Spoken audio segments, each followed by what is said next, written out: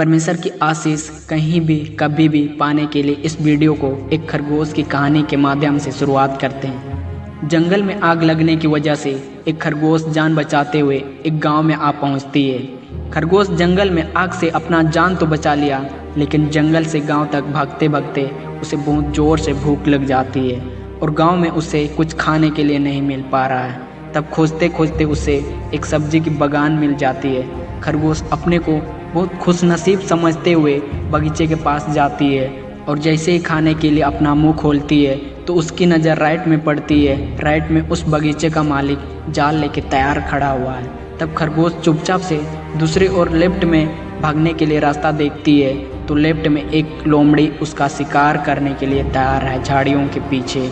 अब खरगोश खाना पीना सब भूल जाती है। फिर खरगोश पलट कर पीछे की ओर देखती है तो उस ओर से भयंकर जो जंगल में आग लगी थी धीरे धीरे खरगोश के पीछे भी आ पहुंचती है। अब खरगोश करे भी तो क्या करे, आगे की ओर बड़ा सा खाई, राइट में बगीचे का मालिक जाल लेके तैयार खड़ा हुआ है, लेफ्ट में एक लोमड़ी शिकार करने के लिए तैयार है और पीछे से आग उसका पीछा नहीं छोड़ रहा है। तब खरगोश सोचती है अब तो मरना ही है तो क्यों ना अपना चारा खा के भूख ख़त्म करके कोई भी मुझे मार दे, खा ले चलेगा, वैसे भी मरना ही है, इसीलिए कुछ खा लेता हूँ। और खरगोश खाने लगा। जैसे खाने लगता है वैसे ही बादल ज़ोर से कड़कती है और बहुत ज़ोर से बारिश शुरू होने लगता है। बिजली कड़कने लगा और बिजली कड़कने का डर से बगीचे का मालिक अपना घर भाग जाता है और जो लोमड़ी था वो भी भागते हुए मालिक का जाल में फंस जाती है और बारिश का वजह से आग भी बुझ जाती है। लेकिन खरगोश शांति से अपना भूख को ख़त्म करने में लगी है और जैसे ही पेट भर जाता है तो सब तरफ देखती है तो वहाँ कोई भी नहीं है और खरगोश वहाँ से आराम से निकल जाता है। परमेश्वर ने खरगोश को जंगल में आग से बचाया। अब चारों ओर शिकारी रहते हुए भी उन्हें आंधी तूफानों से बचा लिया।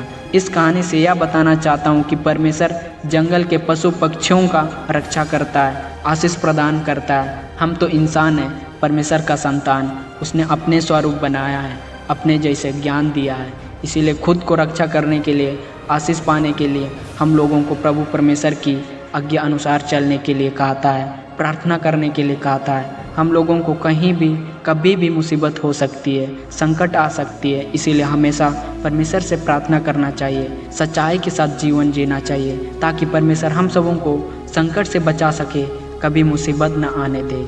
परमेश्वर हमारा शरण स्थान और बल है, संकट में अति साहस से मिलने वाला सहायक। ईश्वर की आशीष अपने आप नहीं मिलता, इसके लिए हम सबों को पाप से दूर रहना होगा। लोगों को दिखाने के लिए धर्म कर्म नहीं करना है, परंतु हम लोगों को ईश्वर की दृष्टि में भी धर्मी होना चाहिए। लोग किसी कभी मन की बातों को नहीं जानते हैं, परंतु ईश्वर जानता है। इसीलिए हमेशा एक बात याद रखना चाहिए कि परमेश्वर गुप्त रूप से देख रहा है, वह शक्तिमान पिता है। इसीलिए हम सब पाप और बुराई को छोड़कर ईश्वर को प्रसन्न करने में लगे रहें, जिससे हम सब जहाँ कहीं भी जाएंगे परमेश्वर हम सबों के साथ रहेंगे और आशीष प्रदान करते रहेंगे। यहोवा धन्य है क्योंकि उसने मेरी गिड़गिड़ाहट को सुना है।